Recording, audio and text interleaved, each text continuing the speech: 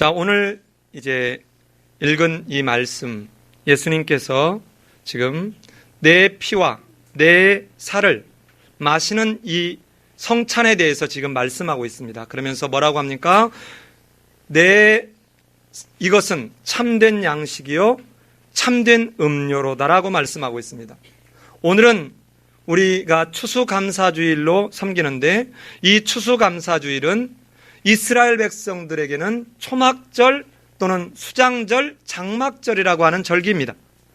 이들은 이스라엘 나라에 세 절기가 있는데, 그 첫 번째가 무교절입니다. 두 번째가 칠칠절, 맥추절 또는 오순절이라고 하는, 오순절은 이제 신약시대의 이야기고요. 이 칠칠절이라고 하는 또는 맥추절이라고 하는 절기가 두 번째 절기고, 세 번째 절기가 바로 오늘 말하고 있는 이 추수감사절, 즉 초막절입니다. 자, 그런데 성경에서 여러분이 조금 이렇게 이번 기회에 좀 잘 알아놓으셨으면 좋겠어요. 이 외에도 절기가 많아요. 1월 14일 날 이스라엘 백성들이 유월절을 지키고 1월 15일부터 무교절이 시작됐습니다. 그리고 난 뒤에 그 다음 날, 그러니까 15일 날이 무교절이 시작되고 16일 날이 초실절입니다. 초실절. 그리고 난 뒤에 그 다음에 이어지는 게 뭐냐면 바로 그로부터 50일이 되었을 시점이 바로 칠칠절이요 오순절이 되는 것이죠.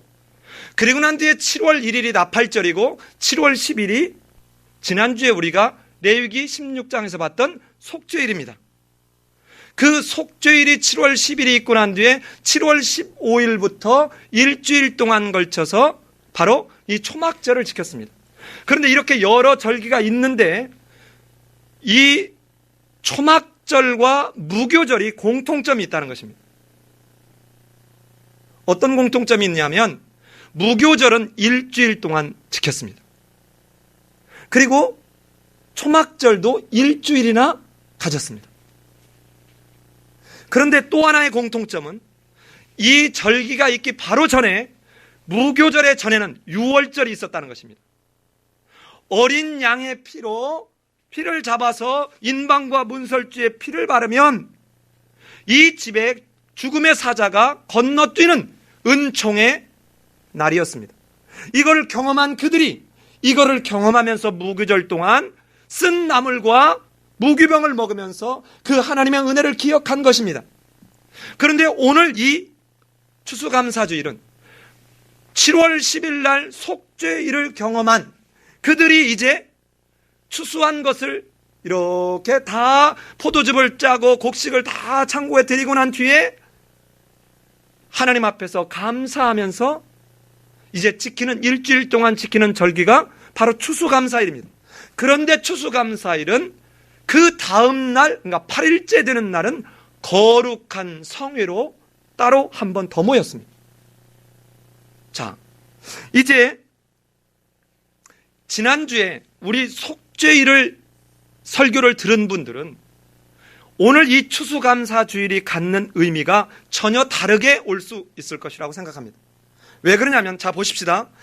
레위기 1장부터 5장까지 해서 거룩하신 하나님 앞에 나아가서 우리의 허물과 우리가 부지중에 지은 죄, 이 죄를 용서받을 수 있도록 그 은총의 방편으로 제사를 주었습니다. 그리고 난 뒤에 이제는 제사장을 세웠고 11장에서 이렇게 부정한 자가 거룩한 하나님 앞에 직면하면 나답과 아비처럼 죽는 일을 예방하고 방지하기 위해서 11장의 음식과 12장의 사녀리 맑아지는 그 모습, 그 다음에 문둥병 진찰 정결규례, 그 다음에 유출병에 관한 이야기를 쭉 보면서 그들은 자기도 모르게 이 부정한 상태에 되었다가 저 거룩하신 하나님 앞에 나아가서 성소를 더럽혀서 거룩과 부정이 함께 존재할 수 없기에 죽임을 당하는 이 상황이 되지 않도록 16장에서는 부지중에 지은 것까지도 하나님은 미리 배려하셔서 미리 살펴셔서 자기 백성들이 죽음에 놓이지 않도록 하는 것이 바로 속죄일의 규례였습니다. 자, 생각해 보세요. 나도 모르게 내가 그런 지금 부정한 상태인지를 모르고 간다 할지라도 마치 뭐하고 똑같습니까? 바카스병에 농약이 들어있는 줄을 모르고 마셨다고 그래서 나 모르고 먹었는데 그러니까 살으면 안 될까? 모르고 마셨어도 바카스병에 들어있는 농약을 먹으면 죽게 되어 있습니다. 나도 모르고 모르는 채 부지중에 거룩하신 하나님 앞에 나아가면 하나님의 본성이 거룩이기에 그를 삼켜서 정화시키거나 이렇지 않으면 하나님이 그들을 언약관계를 깨고 떠나시는 참으로 심판의 모습이 있어야 되기에 하나님은 1년에 한 차례씩 7월 10일 날 속죄일을 통해서 그들로 이제는 거룩한 하나님 앞에 나아가도 죽지 않는 은혜를 주셨다는 것입니다. 자, 보십시다. 이런 하나님의 사랑과 하나님의 자비의 특별한 은총을 받았음에도 불구하고 이들은 어땠습니까? 이스라엘 백성들은 여전히 그 하나님의 사랑과 하나님의 긍휼과 하나님의 은총을 잊은 채 자꾸만 자기들이 스스로 왕이 되었습니다. 심지어는 다른 이방의 우상과 하나님을 같은 존재로 놓고 섬기는 일을 했습니다.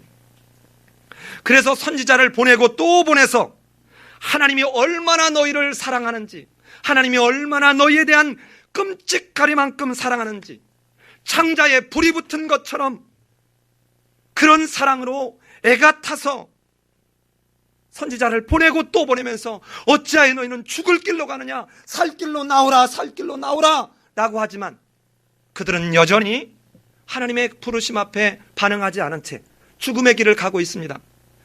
이렇게 창자가 불붙는 것 같은 견딜 수 없는 애틋함과 절절한 사랑을 갖고 있는 하나님이 이제는 자기 안에 독생하신 예수 그리스도를 이 땅에 사람으로 보내셔서 그를 죽게 하신 것입니다. 예수 그리스도가 이 땅에 오셔서 하신 것은 그가 멸시를 받아 사람에게 버림을 받았으며 간고를 많이 겪었으며 질고를 아는 자라 마치 사람들이 그에게서 얼굴을 가리는 것 같이 멸시를 당하였고 우리도 그를 귀히 여기지 아니하였다라고 이사야 53장에서 말하고 있습니다. 그가 실로 우리의 질고를 지고 우리의 슬픔을 당하였거늘 우리는 생각하기를 그는 징벌을 받아 하나님께 맞으며 고난을 당한다라고 말합니다. 그가 찔림은 우리의 허물이라며 그의 상함은 우리의 죄악 때문임에도 불구하고 예수는 그저 성경 속에 있는 어떤 존재, 그저 기독교의 어떤 존재로밖에는 인식되고 있지 않은, 내가 필요할 때 반응해줘야 되는 존재 정도로 인정하고 있는, 인식하고 있는 그런 정도의 어떤 위인 중에 하나 정도로. 여러분, 왜 하나님이 예수 그리스도를 이 땅에 사람의 몸으로 입고 오셔서 마침내 십자가에 달려 죽어서 온 피와 물을 다 쏟기까지 이렇게 할 수밖에 없었나요? 아까 말씀드린 대로 하나님이라 할지라도 하나님의 이름을 두고 하나님이 갖고 있는 본성은 하나님이라 할지라도 어찌할 수 없기에 죄로 오염되어 버린 그 백성들이 부정한 상태에서 거룩한 신 하나님과 직면하면서 죽어가는 그 모습을 보다 못한 그 하나님은 이제는 사랑하는 백성들을 살리기 위해서 부족한 한계가 있는 동물 대신 이제 하나님께서 직접 완벽한 제사, 더 이상 이렇게 드릴 필요 없는 제사로 긍휼의 방법을 주신 것입니다. 정결하게 하는 정도가 구약적 제사라면 이번에는 거룩하신 하나님이 오셔서 직접 죽어주심으로 정결이 아니라 거룩하게 하는 그것을 오늘 예수님으로 말미암아 우리에게 주었다는 것입니다.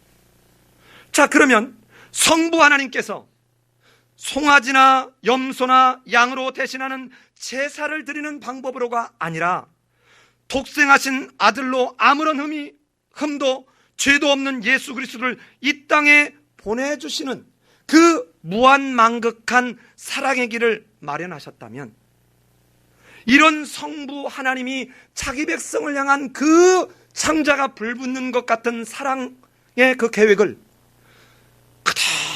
바로 십자가에 죽기까지 순종하시는 그 그리스도의 은혜, 그리고는 우리로 그 그리스도의 십자가의 은혜와 성부 하나님의 사랑을 알도록 깨닫도록 도우시는 성령 하나님의 감동하심과 역사하심, 이것을 통해서 오늘 우리에게 거룩한 예수 그리스도와 접붙여지게 했다는 것입니다. 자, 그렇다면 보십시다. 앞에 레위기에서 부정한 것이 있고 정결한 것이 있고 거룩한 것이 있다 그랬어요. 정결한 것은 평상 상태입니다. 그러나 부정한 것과 거룩한 것의 공통적인 특징이 뭡니까? 전염이 되는 거예요. 예수 그리스도와 우리가 접붙임되었다는 것은 이제는 우리가 거룩하게 되었다는 것입니다. 그래서 오늘 이것은 참된 양식이요 참된 음료로다, 이 말은 이것은 거룩한 양식이요 거룩한 음료라는 것입니다. 이제 이 거룩한 예수 그리스도와 접붙여진 그 예수 그리스도와 연합된 이 사람은 이제는 거룩하게 된 것입니다. 뭘로 인해서?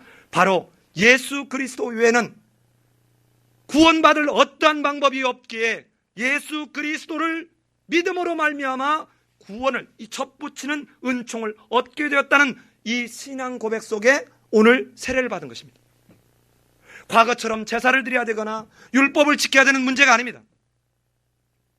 그 예수 그리스도가 성부 하나님의 그 만극한 사랑 계획에 죽음으로 순종하는 그 순종하심, 죽기까지 복종하심, 그리고는 성령의 깨닫게 하시는 은총, 이 삼위적 협력이 오늘 여러분과 내가 예수 그리스도를 믿게 되는 은총을 받게 된 바로 출발점이라는 것입니다.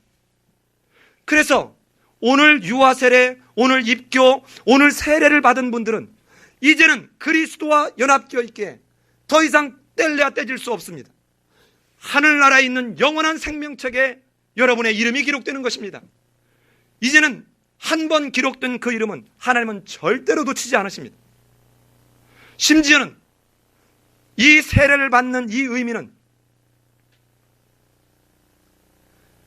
아담으로부터 시작된 원죄뿐만 아니라 여러분이 예수 그리스도를 믿기 전까지 지었던 자범죄까지도 예수 그리스도가 십자가에서 지불하는 그 대가로 다 용서를 받는 것입니다. 예수 그리스도를 믿고 난 뒤에 여러분이 또 실수하고 인간이기에 또 범죄하지만 그때라도 진심으로 하나님을 만으로 여기지 아니하고 진심으로 회개하고 돌이키면 그 죄조차도 하나님은 이미 약속한 대로 생명책에 기록해 놓으셨기에 여러분의 죄를 동이서에서 먼 것처럼 진홍같이 붉을지라도 양털같이 희게 하는 이 은총을 베풀어 주실 것입니다. 이 세례를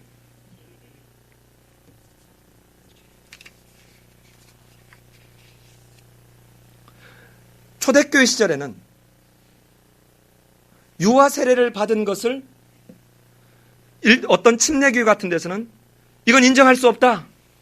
그래서는 재세례를 주게끔 한 일도 있습니다. 이것 때문에 엄청난 또 이 논쟁과 심지어는 핍박과 이런 일들도 있었습니다.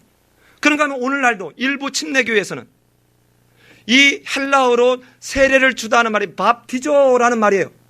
그러니까 어떻게 하면 이 밥티조라는 말이 담그다 이런 뜻이 있어요. 그러니까 완전히 침례처럼 푹 담갔다 내놔야 이게지, 그냥 이렇게 오늘 저가 한 것처럼 물을 찢어서 이렇게 안수하는 것은 잘못됐다라고 주장하는 사람들이 있습니다. 그러나 이분들은 이 본문의 의미를 대단히 잘못 알고 있는 것입니다. 이 밥티주라고 하는 이 단어는 다른 데서는 씻다, 깨끗하게 하다라고 하는 말로 쓰이고 있습니다. 그래서 어느 교회 한 번 세례를 받았으면 어느 교회에 가든, 예를 들어서 침례교회에서 침례를 받았든 또는 이단이 아닌 어느 교회에서 세례를 받았으면 다른 교회에 가서 다시 세례를 받지 않아야 합니다. 이제 이 세례를 받은 사람들이 오늘 이제는 이 세례식이 끝나고 오늘 이 말씀을 상고하고 난 뒤에 이제는 성찬을 참여하게 됩니다. 자, 그런데 여러분, 이 세례가 참으로 놀라운 일인 것처럼 성찬을 드는 것 또한 놀라운 일입니다. 왜냐하면 구약 시대는 속죄 제물로 드린 이 고기는 일반 백성은 먹지 못했습니다.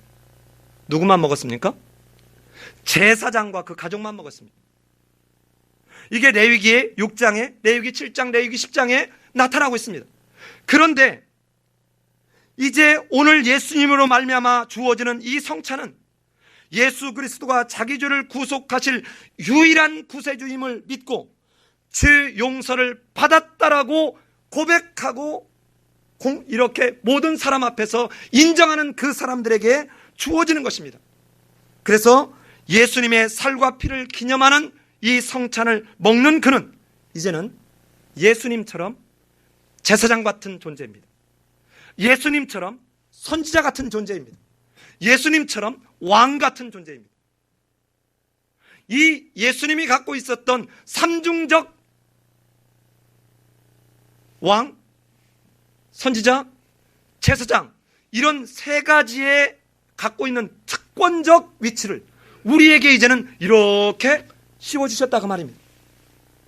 자, 그러기에 이제 오늘 세례를 받으신 분들은 이제는 그 거룩하신 예수님, 그리고 그 거룩하신 예수님이 십자가에 달려 돌아가 주신 것을, 그것을 통해서 내가 구원받았다고 하는 것을 고백하는 가운데 예수 그리스도에게 이렇게 접붙여졌기 때문에 이 예수 그리스도의 살과 피를 기념하는 이 성찬을 먹는 분들은 이제는 예수 그리스도의 거룩으로 거룩하게 된다는 것입니다.